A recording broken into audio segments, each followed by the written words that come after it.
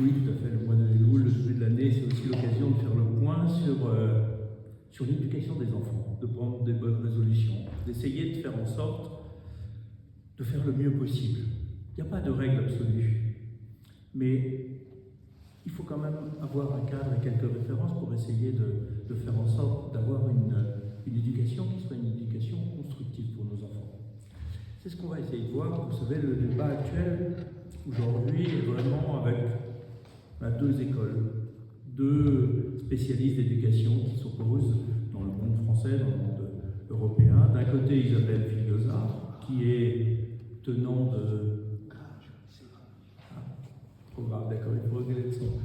d'une psychologie positive où on écoute et on s'adapte à la parole de l'enfant, à sa personnalité, à ses besoins. De l'autre côté, Caroline Goldman, psychologue également, qui elle est plutôt partisante d'une éducation autoritaire, cadrante. Entre ces deux tendances, on ne sait pas très bien quoi choisir, on ne sait pas très bien se positionner. Et on se pose la question, mais bon, ça c'était une approche psychologique occidentale, intéressante, mais c'est quoi l'approche juive? Est-ce qu'il y a une manière différente de faire? Est-ce qu'en éducation, on n'aurait pas besoin de regarder ce que nous dit la tradition juive pour savoir s'y prendre le mieux possible, ou est-ce qu'il y a quelque chose? Quand on regarde dans les textes, l'une des références essentielles pour cette réflexion, c'est un texte qui se trouve dans la Gemara Sota. Oui, déjà, à cette époque-là, on parle d'éducation et on parle on donne des conseils d'éducation. Et Rabbi Shimon ben Eliezer nous dit, avec les enfants, il faut faire deux choses.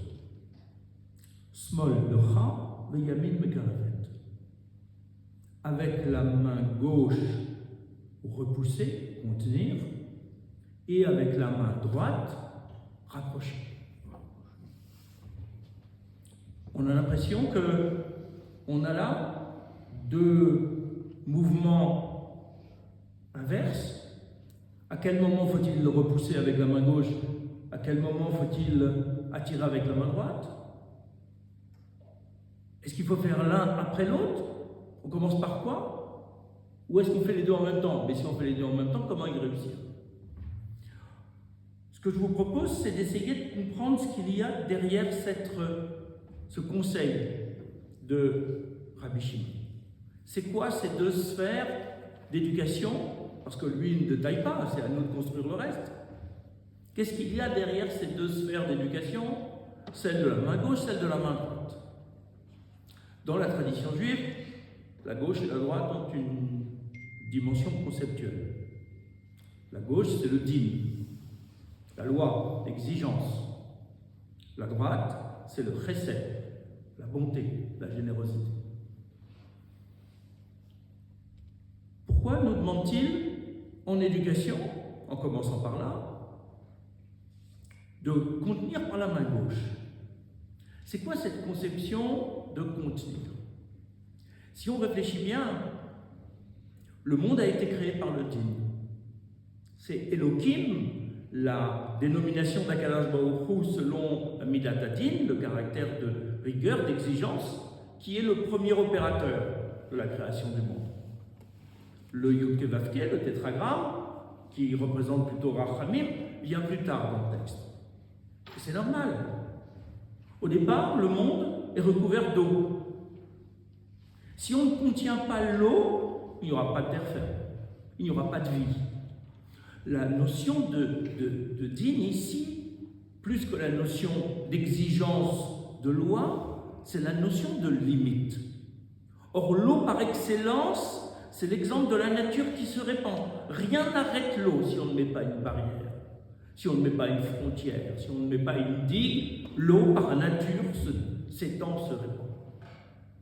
Donc on vient nous dire que l'une des premières choses qu'il faut faire dans l'éducation d'un enfant, c'est de poser des limites. Pourquoi? Est-ce que c'est une contrainte? Est-ce que c'est contre lui? Est-ce qu'on aurait un sauvageon à dresser? Non. C'est que si on n'a pas de limite, on n'existe pas. Tout se mélange. Dès qu'on met une limite, une frontière, dans le sens positif, on détermine des existences séparées. Donc on crée une possibilité de relation entre des existences séparées. Si aujourd'hui là on était tous mélangés, il n'y aurait pas différents visages en face de moi. Vous êtes tous séparés, vous avez un corps qui est votre limite et qui vous permet d'exister à l'intérieur de ce corps, avec une personnalité qui est la vôtre, qui est aussi limitée, qui n'est pas complètement mélangée à celle de l'autre. Le fait de donner une limite, ça permet de faire exister. À partir de là, on comprend que le cadre qu'on doit apporter aux enfants, c'est un cadre qui doit être constructeur. C'est-à-dire un cadre qu'il va falloir déterminer ensemble pour se permettre à chacun d'exister. L'enfant est un enfant, l'adulte est un adulte. Chacun doit avoir, d'une certaine façon, son territoire. Si l'adulte envahit sans arrêt le territoire de jeu des enfants et qu'il joue à la place de l'enfant, l'enfant est dépossédé. Mais si l'enfant occupe le territoire de l'adulte en permanence, l'adulte ne sait plus très bien où est-ce qu'il en est, il est aussi dépossédé.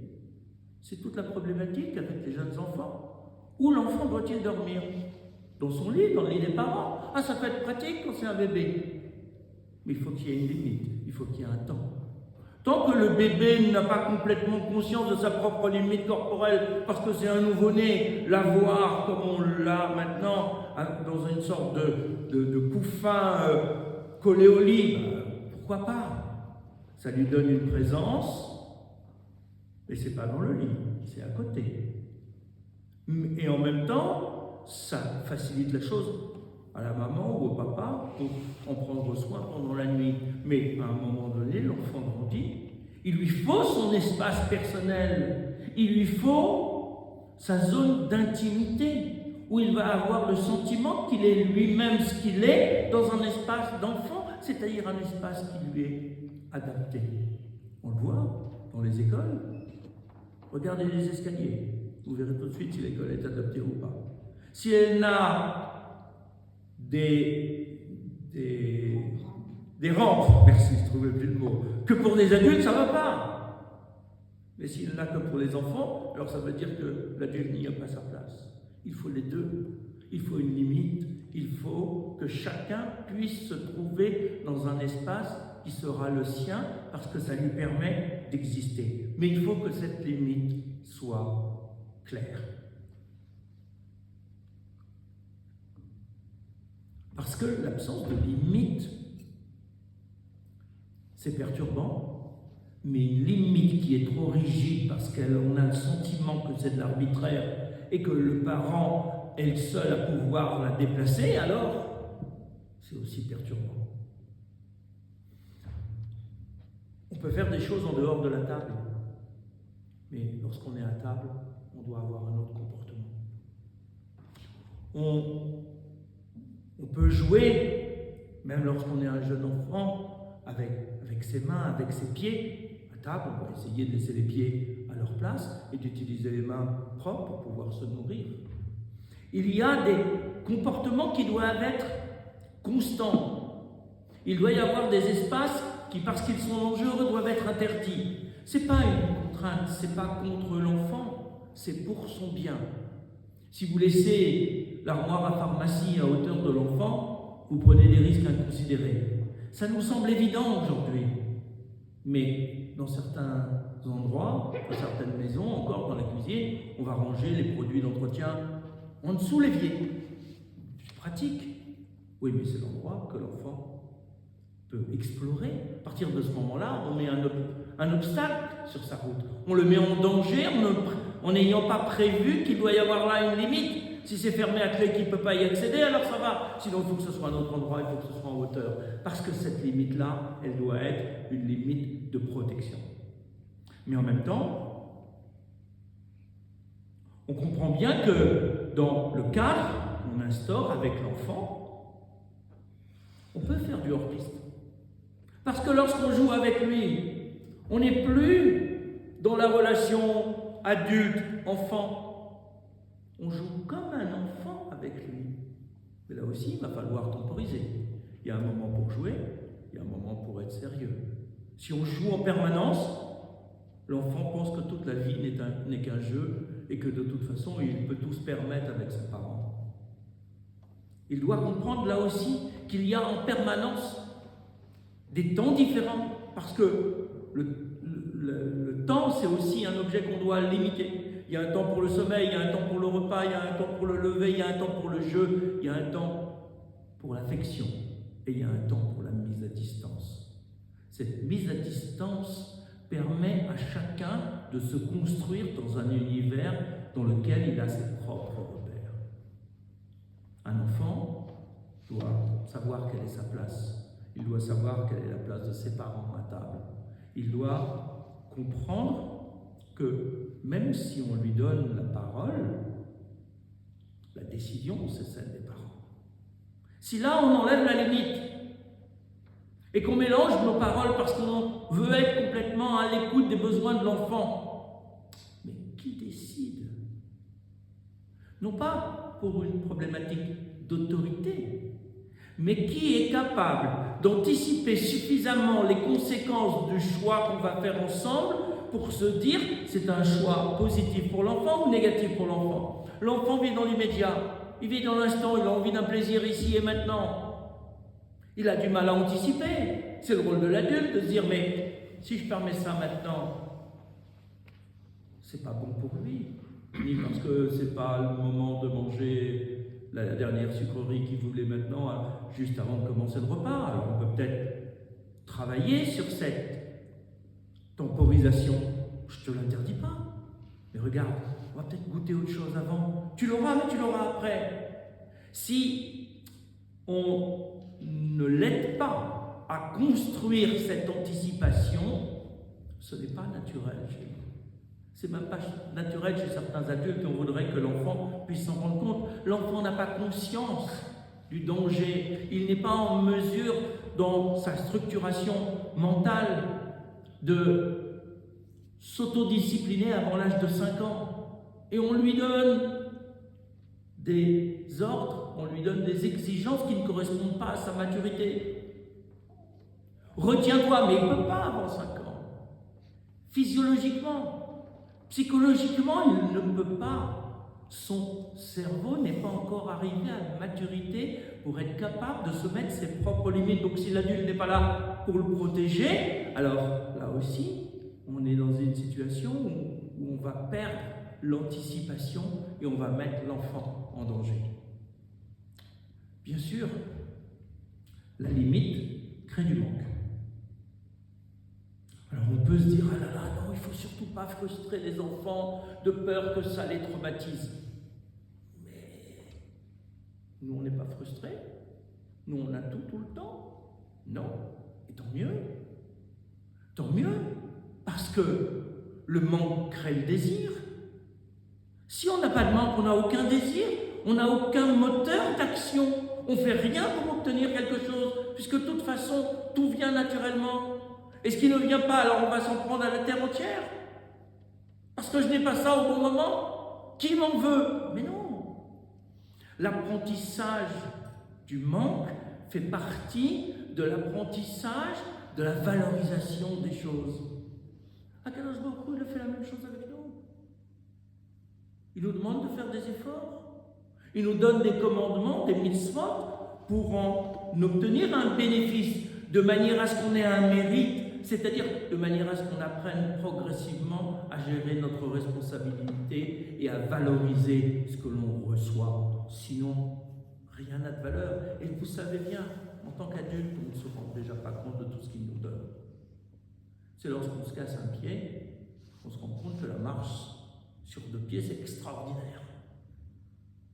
On n'a pas conscience des choses naturelles, parce qu'on n'a pas le manque. C'est au moment où il y a le manque qu'on dit, tiens, ça a une valeur. Je sais ce que c'est que d'être bien sur mes 2 pieds quand je ne peux pas y être parce que j'ai une jambe dans le plâtre. Et pour chaque chose, c'est comme ça.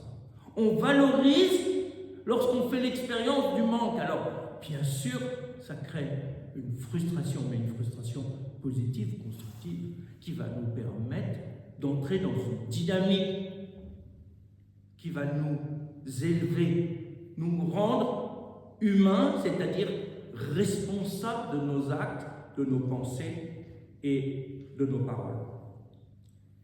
On le voit dans la sphère de la main gauche, on n'est pas dans un univers de dressage. Il ne s'agit pas de mettre des barrages pour tenir comme on va dresser un cheval sauvage pour en faire un cheval domestique, où on va le contraindre. Il ne s'agit pas de ça. On a un enfant qui s'éveille, qui découvre le monde.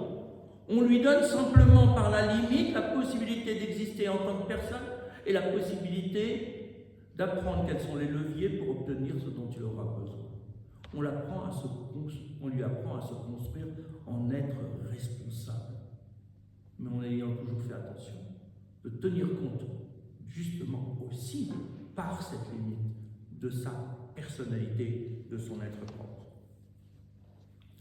Dans la sphère de la main droite, on nous parle de chesed. On ne nous parle pas d'amour. L'amour est un sentiment. On espère qu'il se construit entre un parent et un enfant, entre un enfant et un parent. Mais ce n'est pas une obligation. Nulle part vous trouverez dans la Torah une obligation d'aimer ses parents. Par contre, vous avez une obligation de respecter ses parents. Le sentiment, ça dépend de l'histoire de vie de chacun.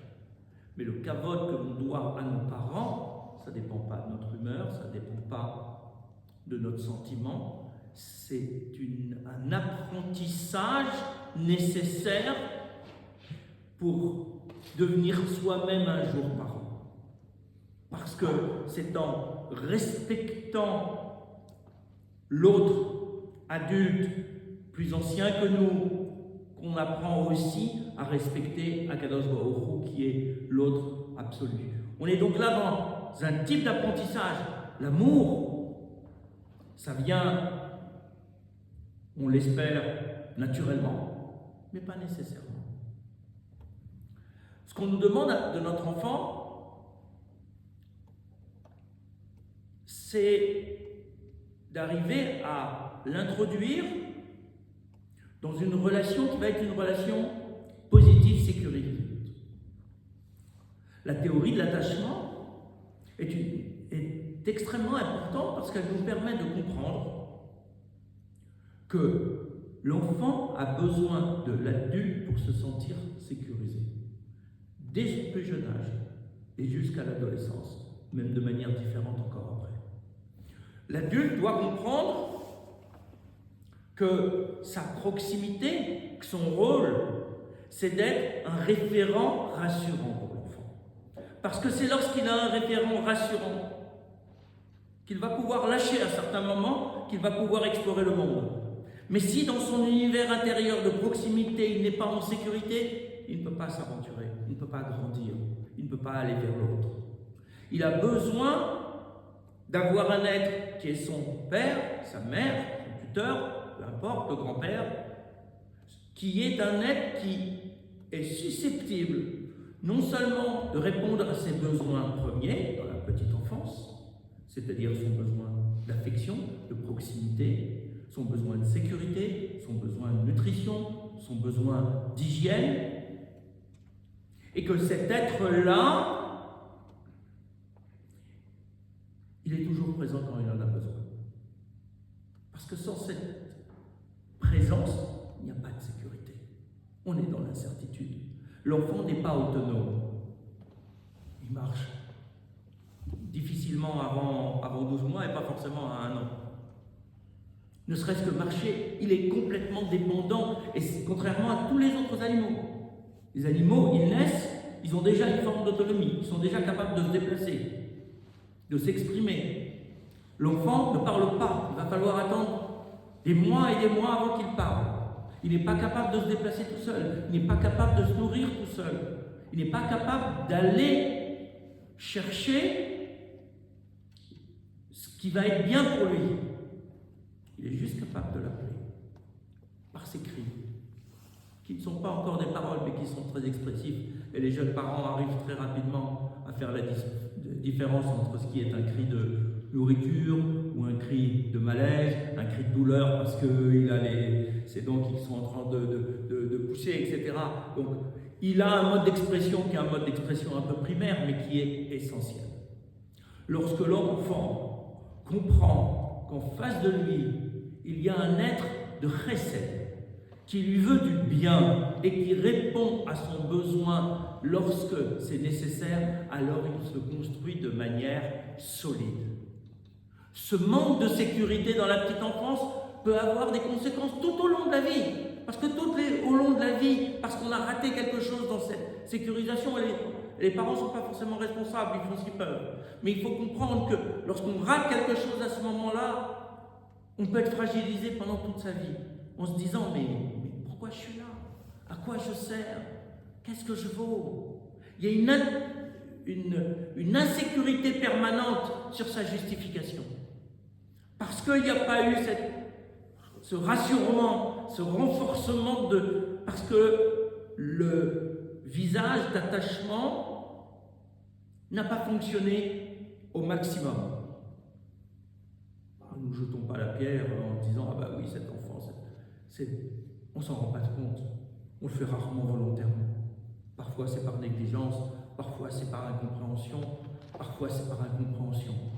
Mais en même temps, il faut savoir que de sa naissance jusqu'à notre disparition, nos enfants ont besoin de nous. Avec un lien qui va se distendre, qui ne sera pas le même, qui sera très tendu dans les premières années, qui progressivement va se distendre, peut-être à un moment de l'adolescence, ce sera un lien dans l'opposition, mais l'opposition c'est un lien. C'est l'indifférence qui est la pire des choses. Mais contester les parents, ça veut dire j'en ai encore quelque chose à faire de mes parents.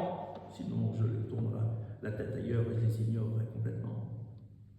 Donc, ensuite, il y aura encore une autre relation à l'âge adulte, quand eux-mêmes deviennent parents, le lien se transforme, il se raffine, mais il est permanent, du début à la fin. À nous de le construire.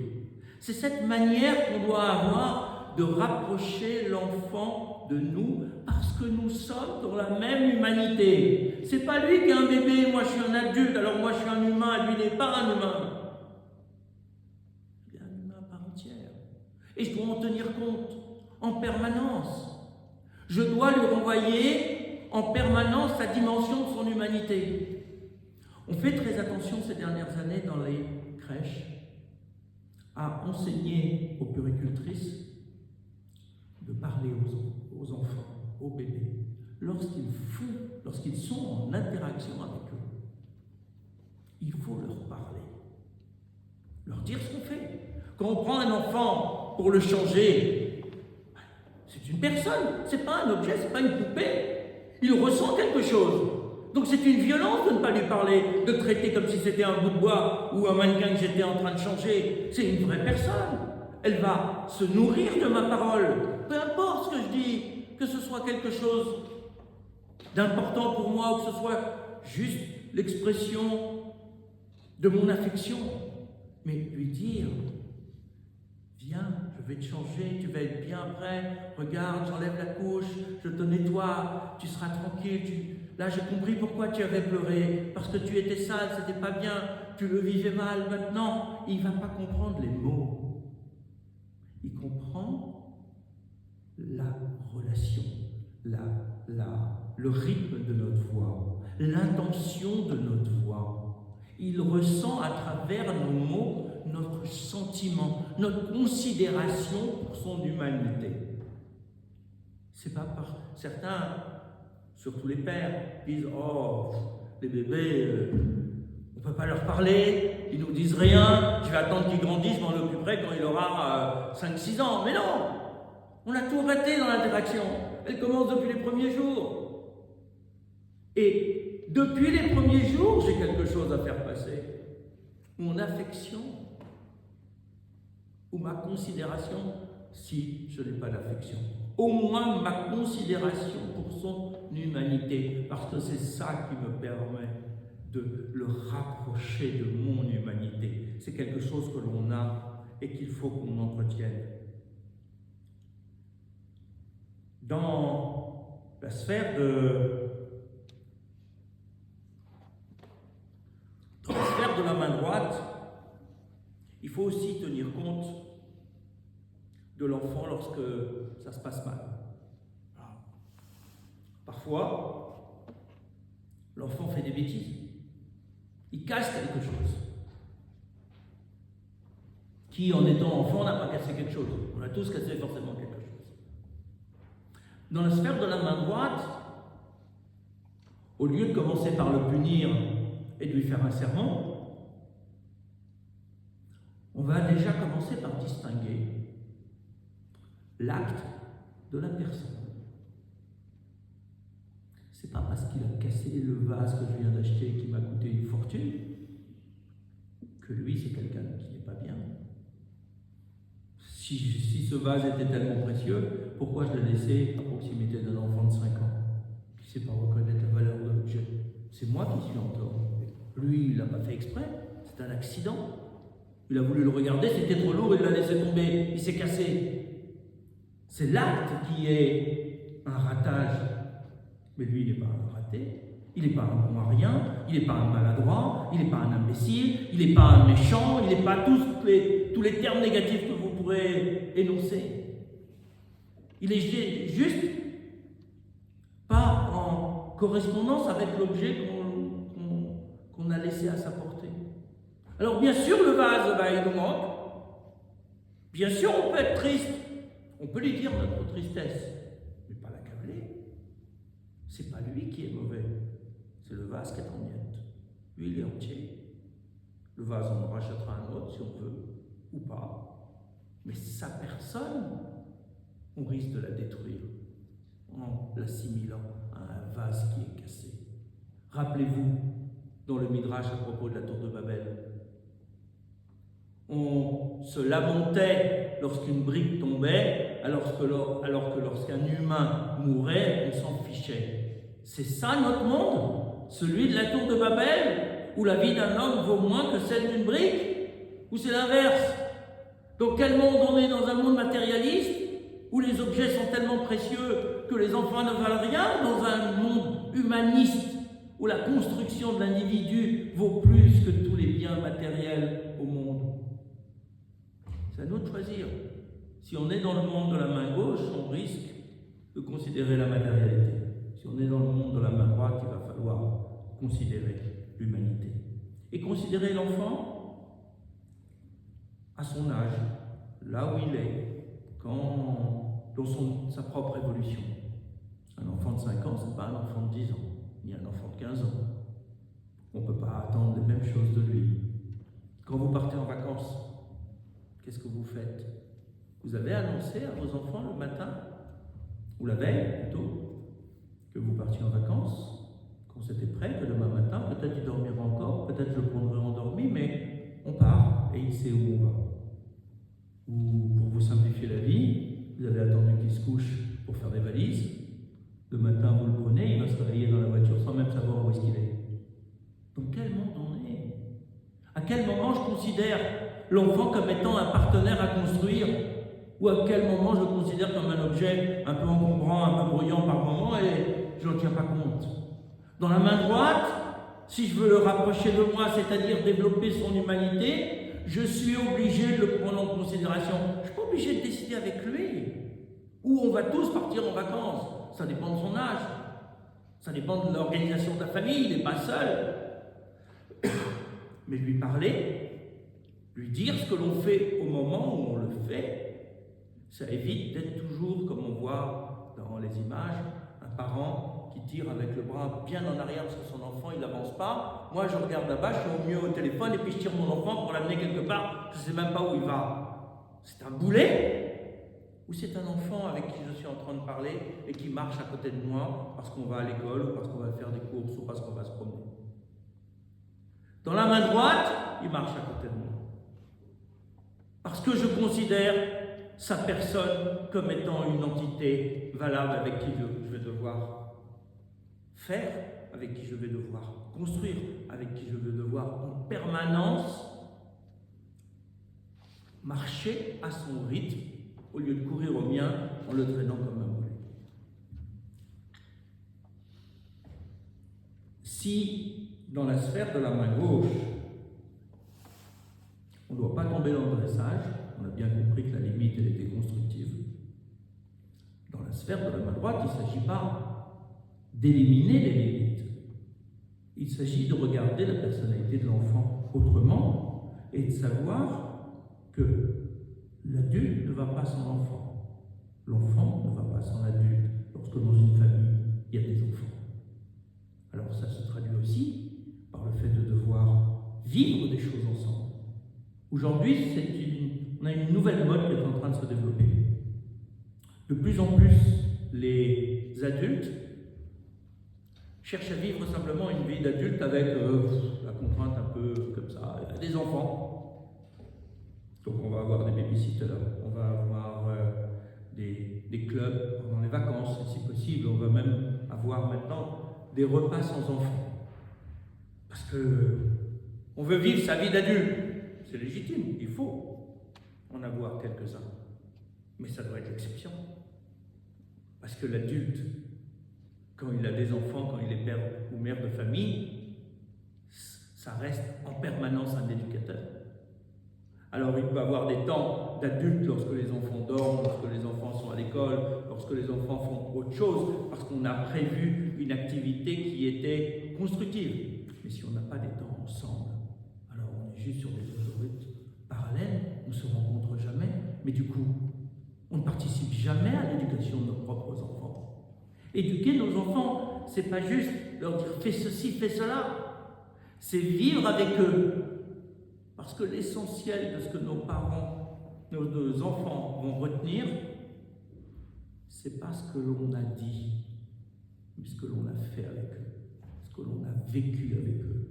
Comment on est un modèle pour eux dans notre quotidien, comment on parle de ce que l'on fait, de ce que l'on vit, de nos choix, de nos valeurs avec nos enfants et comment on les associe à notre vie.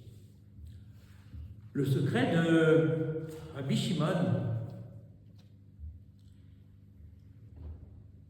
c'est pas de juxtaposer l'un avec l'autre et de se dire il y a un temps pour éloigner avec la main gauche et un temps pour rapprocher avec la main droite.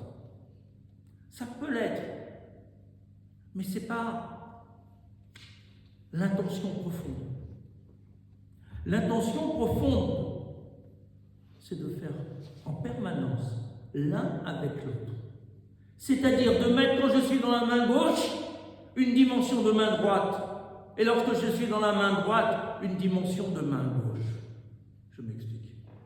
Quand je suis en train d'établir la règle, que je suis en train de dire là, on a échoué dans la règle.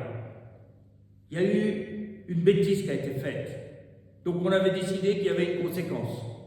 On le sait.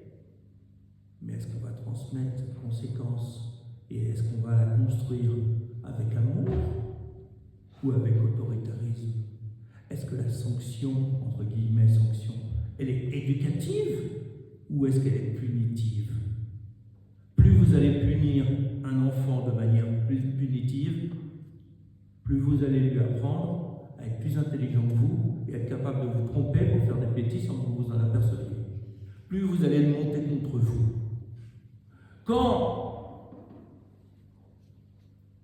il comprend qu'il y a une limite qu'il faut respecter, parce que c'est pour son bien aussi, parce qu'on lui dit que le respect de la limite, c'est pas quelque chose de négatif, mais quelque chose de positif et de constructif, et qu'on le fait par amour pour lui, alors on fait les deux en même temps.